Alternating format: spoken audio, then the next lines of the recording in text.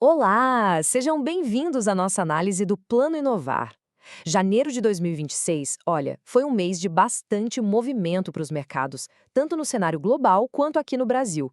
Então agora a gente vai entender juntos os resultados do plano, o que realmente aconteceu e quais estratégias ajudaram a moldar esse desempenho. E vamos direto ao ponto, ao número principal. Em janeiro, a rentabilidade líquida do plano foi de 1,53%. Um resultado bem sólido, viu? Especialmente se a gente considerar toda a agitação que marcou o comecinho do ano. Certo, mas a grande questão que fica é como esse resultado foi alcançado. O que os cenários, tanto global quanto brasileiro, nos dizem sobre essa performance. É exatamente isso que a gente vai desvendar a partir de agora. Bom, começando pelo ambiente internacional. O ano já começou com bastante movimento lá fora, viu? Foi um período marcado por uma volatilidade bem significativa e um redirecionamento importante dos fluxos de capital pelo mundo. Quatro fatores principais se destacaram lá fora. Primeiro, as tensões geopolíticas trouxeram mais incerteza, o que levou o capital a procurar mercados emergentes e também ativos de proteção como o ouro. Em segundo lugar, a economia americana mostrou uma força que surpreendeu muita gente, impulsionada por investimentos pesados em tecnologia, como a inteligência artificial. E por fim, o Banco Central americano, o Fed, preferiu manter a cautela, esperando mais dados antes de sinalizar qualquer corte de juros. Agora vamos trazer o nosso olhar aqui para dentro, para o Brasil. Por aqui, o principal destaque do mês foi bem diferente e, em grande parte, positivo.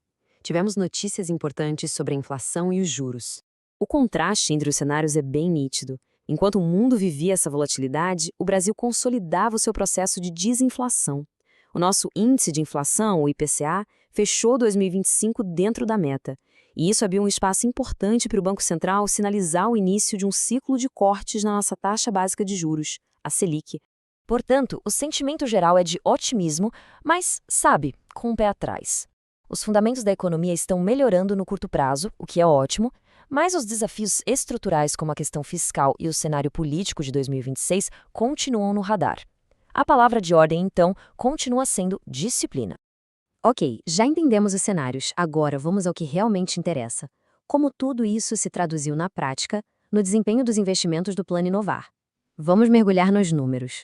Olhando a fotografia da nossa carteira, a gente vê a base da estratégia. Quase 85% estão alocados em renda fixa. Esse é o nosso alicerce, o que proporciona segurança e consistência. É um pilar fundamental para a natureza de longo prazo de um plano de previdência.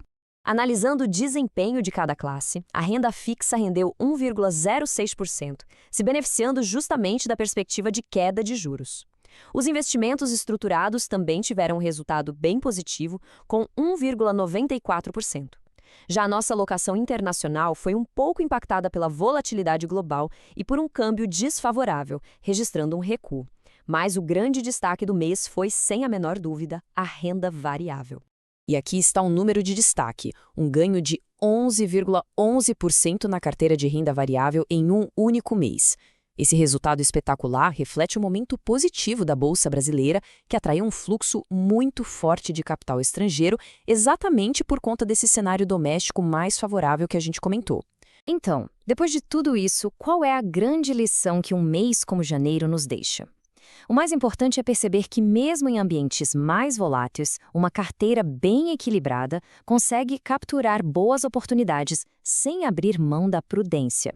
O nosso compromisso para que essa árvore cresça forte se baseia em pilares muito claros. Uma gestão que é, acima de tudo, técnica e disciplinada. Uma carteira bem diversificada para dar mais estabilidade e um foco constante na segurança e na busca por resultados que sejam sustentáveis no longo prazo.